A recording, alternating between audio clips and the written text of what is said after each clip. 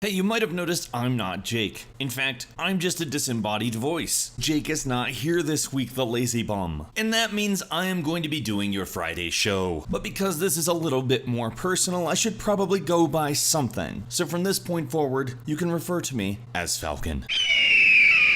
So it's Friday, February 5th, and a ton of gaming stuff happened this week. First off, let's talk about something that purists are not going to be happy about. Do you see this image? It's an Xbox staffer and a PlayStation staffer both acting like normal human beings. Oh my god, what's wrong? I can't stand for this. I don't know why I donned that accent, I'm sorry. I went through the replies on Twitter for this, and I'm just shocked at how people can manage to take something like this and make an argument out of it. Look, somebody liked what they saw on the other side of the fence. I hopped it. Does it mean we need to have the console wars over this image when even Microsoft is tweeting images about how this is a hopeful thing? Come on, just be nice, people. Just a quick FYI, I've got a link to that story in the description, along with a link to all the other stories we're going to talk about. The next thing, apparently Bungie wants to know why you stopped playing Destiny. Now, to be fair, they haven't confirmed anything about whether this is real or not, but apparently some people who have not played Destiny in a while are getting email surveys asking why. And while that doesn't sound quite as pitiful as Jeb Bush saying please clap after talking, creating a more peaceful world.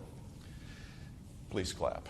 it also doesn't sound great either. Destiny's existence has kind of been riddled with controversy over whether or not people even think it's a decent game. So if this isn't a hoax, and really honestly I have no idea because I haven't commented on it, I'm guessing it's because somebody really doesn't like it. Everybody who thinks that there should be PlayStation 3 backwards compatibility on the PlayStation 4 has got some pretty good news this week. The creator of the RPC3 PS3 emulator uploaded footage of playing the game Afterburner Climax on a PC. Now bear in mind, his computer could be a lot more powerful, I don't really know. But the PlayStation 4 and the PC both run on x86 architecture, so the difference between a PlayStation 4 emulator and a PC emulator probably would depend on if the hardware of the PS4 can handle it. This week Bethesda released a new gameplay trailer for Doom, which showed some campaign footage and also announced that the collector's edition of the game is going to feature a foot-tall demon statue. Oh, look at him, I want him in my living room. Doom is coming May 13th and the collector's edition is going to cost $120. If you're excited about The Division and want to know more about the map, YouTube user MacroStyle went ahead and created some comparisons between the size of The Division's map, Fallout 4, and Grand Theft Auto 5, both of which are extremely large maps. The underlying image is Grand Theft Auto 5's Los Angeles stand-in, and on top of that we have The Division's Manhattan stand-in.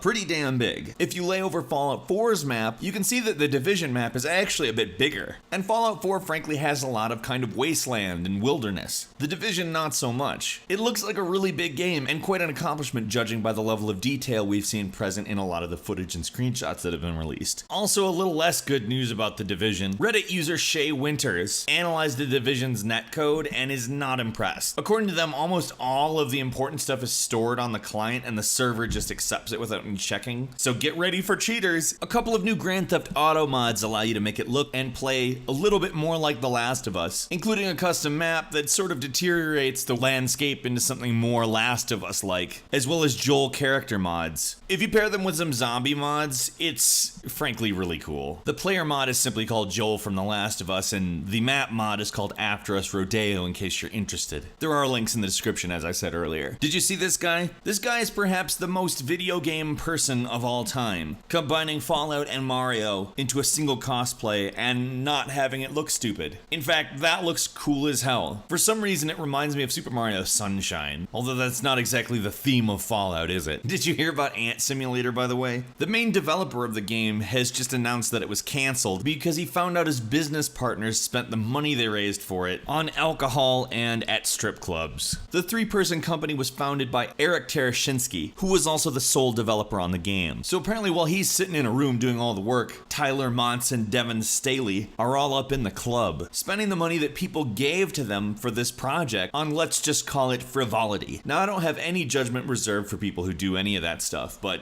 I do for people who do literally anything at all with crowdfunding money for a project other than that project, and also, you know, paying bills and living. It's just flat out lying. Now a piece of great news for you that's utterly controversy-free, Need for Speed Speed Most Wanted is on the house. You don't want to pay for Need for Speed Most Wanted? It's a 2012 game that is actually a pretty great entry to the series. That's fine. It's free. Sign up for Origin and enjoy. So you remember when Call of Duty and Battlefield were kind of like World War II games? Well, Bulkhead Interactive is doing something that's very nice. Also with the intention of probably making a lot of money with it, but still very nice. And kickstarting a game called Battalion 1944, which aims to recapture that kind of historical classic multiplayer game, but on the Unreal 4 engine for the Xbox One, PlayStation 4, and PC. So really well received, already passing its goal with 26 days to go. I'm looking forward to that. Donating, probably a cool idea if you're interested. The more money they have, the more labor they can put towards it. Finally, and this is going to make a lot of people very happy because we have no idea what it means, but make some connections, and I think that we're all going to be excited. You know how Konami, who is not a popular company, canceled Silent Hills and Hideo Kojima and Guillermo del Toro were not going to be able to create it? Well, it turns out both of them together have been confirmed as DICE Summit keynote speakers. So on February 18th, they're both getting on the same stage at the same time, so we're either gonna get some insight that we weren't able to get before about what happened with Konami, or we're gonna find out what those two are up to. And let me tell you this, my hope is that it's both. I really want to know more,